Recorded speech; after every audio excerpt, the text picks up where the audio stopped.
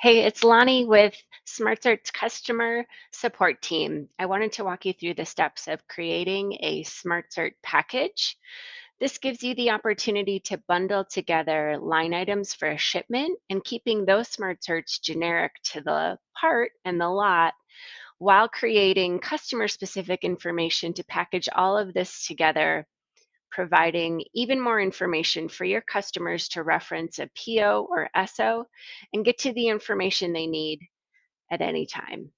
In order to create a SmartCert package, you'll start in the same place. I'm going to identify the customer that I am preparing this shipment for, reference a PO, and here's the packaged SmartCert option. I'm going to choose the 3 lots that are visible on my created dashboard, but you could actually search for the specific lot or part, select it that way. I'm going to choose the remaining 2.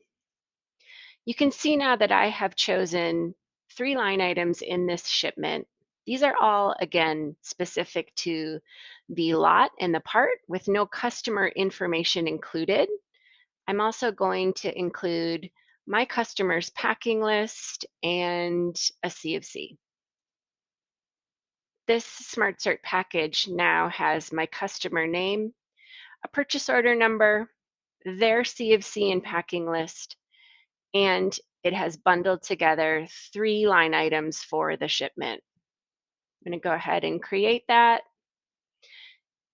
If I wanted to review documentation for any of the SmartCerts that I've included, the same process stands. You can review SmartCert documentation for each lot or the package itself. When I'm ready then to send this, I can share from the SmartCert viewer or from the created dashboard, deliver the package to my customer. If I wanted to review each of the lots that were included, I could open that package up. I'll have visibility into when it was sent, as well as being able to click through to each SmartCert and see that it was shared as part of a package to a specific customer.